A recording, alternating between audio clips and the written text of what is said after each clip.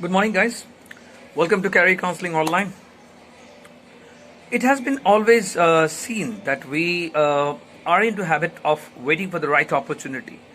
As employees, as potential employees seeking for a job change or a better opportunity, we always look out for that particular. We literally wait for that particular advertisement to come up to the job portals or land up in our email mailbox inbox with all the details and so that we can get back to them with a fantastic details provided about the job responsibility, an email ID, a phone number wherein we can contact. Now this has been also a tendency of business houses. They wait literally for the right opportunity, the right investor, and the right platform to pitch their work and their project and their startups. And many a times, what happens is we see the opportunity never arriving.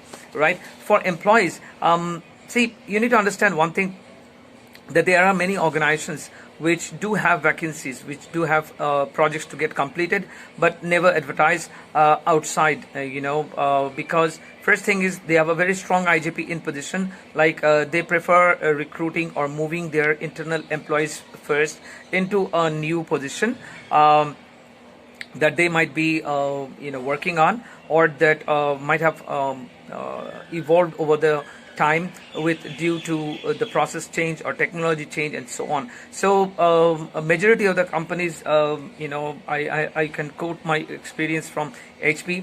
HP has a very strong IJP policy, which is internal job policy, posting policy, which is as strong as anytime a new opportunity or a new position evolves. It is always reserved 70% of those kind of job opportunities are reserved for internal employees. First, the preference is always given to the employees who are already into the process or already into working within those technologies. And if the current employees do not match those profiles, then only they are open to recruitment of resources outside the organization. Now here the story doesn't never ended in HP. If 70% of the employees are not up to date with the new positions or the new skills or the new requirement of the of the organization, literally the operation heads and the HR heads were answerable to the management as to why these employees are not appearing for the IJPs, or why are the existing employees not being considered for the IJPs. If they were found their skills were lacking, it was a strict policy on the HR part as to upgrade the skills of the subjects. Like for when I was into the escalation team, we had cross trainings about the product, about the R&D, about process improvement and so on, so that anytime when the IJPs appeared, we were able to appear for the interviews. And it used to be a separate interview wherein you actually it is not that just because you are an internal employee you would be automatically adopted into the new process. The interview, I personally believe the interview were a bit more difficult than the outside resources, actually, because the management wanted to know how passionate you are about the new position, how passionate you are about the roles, and how clear your understanding about the new technology of what the new deliverables expect. Because see, the thing is, we're talking about a change in a person's role, and obviously as per that the deliverables changes, right, and the person's reporting and everything changes. So HP had a very strong policy in trying to understand whether this existing employee is fitting into the profile that is being expected, so that there is no discontentment among the team that not a very capable person has taken over the process, or like he used to be into a different process, he does not know about our process, what do you understand about process, nothing like that.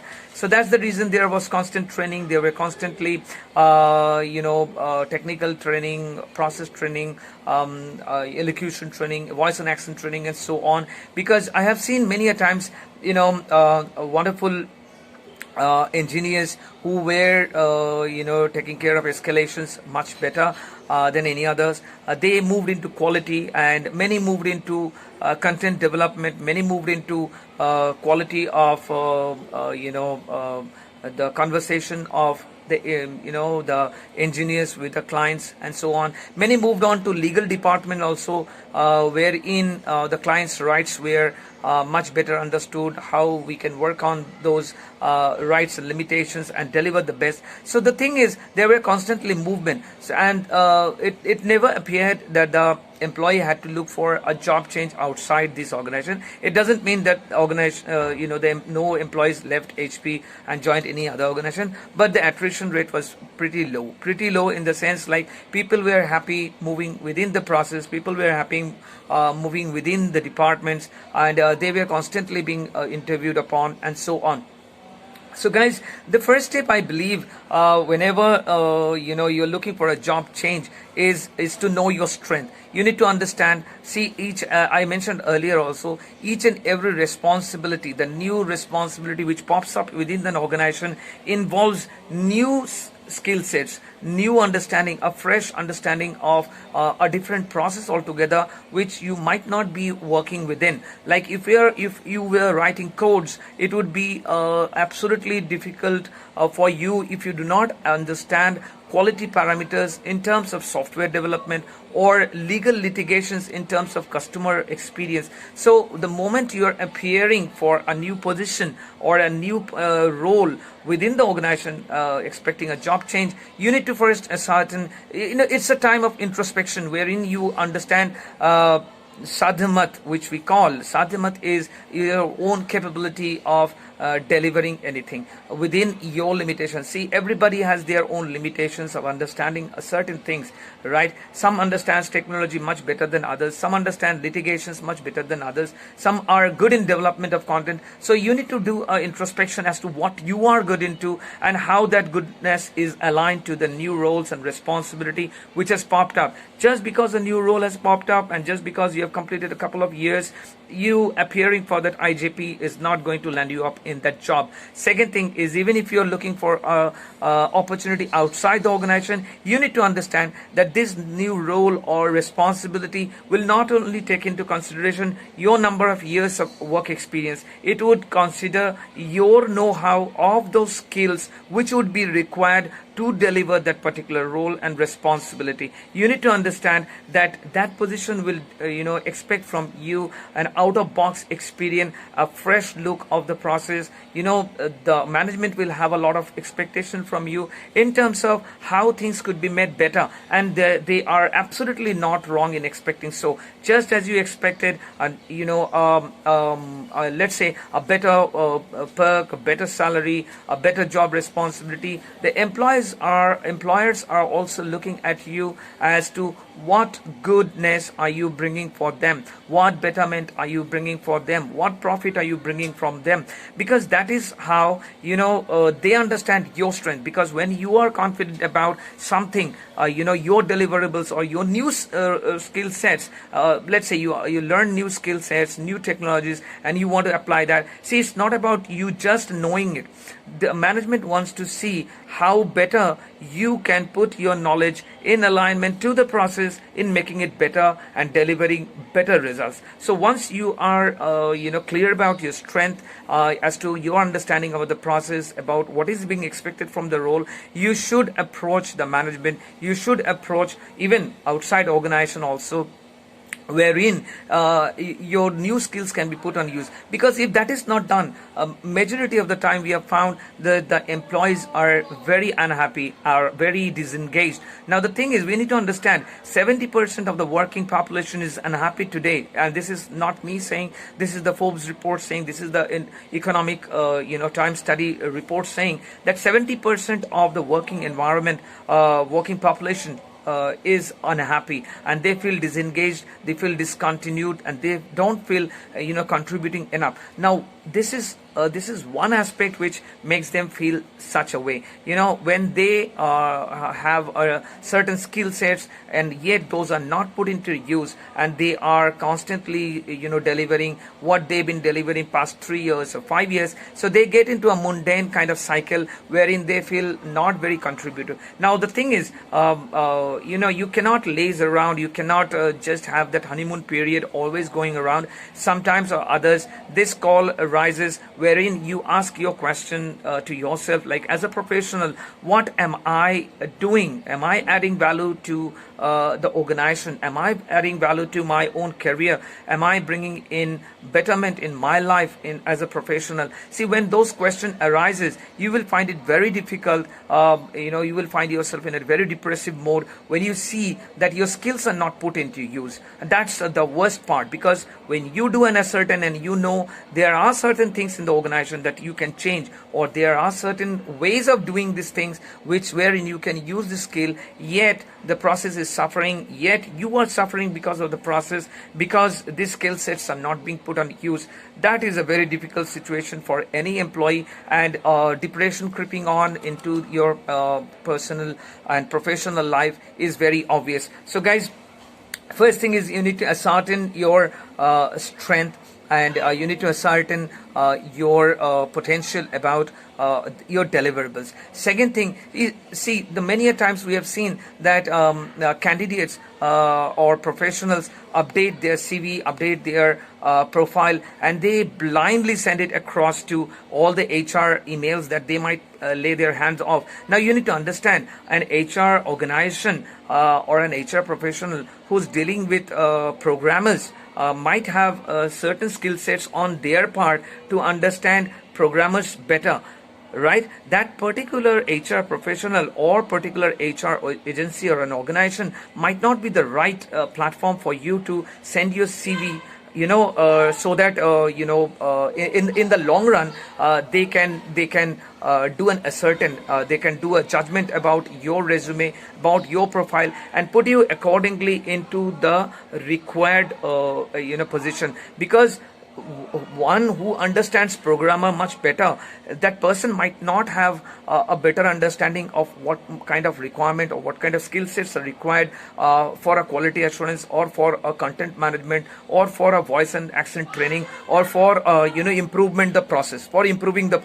Now what will happen is, when you are blindly sending your CV to all these HR professionals, to all these HR organizations, you might be thinking, like, I have sent 10 mails to the HR personnel or the HR agencies, but when you never get a call back from them, or you never get a reply back from them, it actually makes you feel very depressed. You actually feel like, my profile is of no good, it is not in demand of the current job situation, and there might not be any requirement for a professional like me. Now that is very depressing for any professional of any stream, because therein you do a self-analysis of your own profile, wherein it is not giving you the right value. You find yourself unsuitable, you find yourself not being fitted into any kind of role. Now that is a difficult situation. So guys, understand one thing: once you have updated your skill sets, once you have updated your CV, your LinkedIn profile, you need to meet the right person. You need to send your mail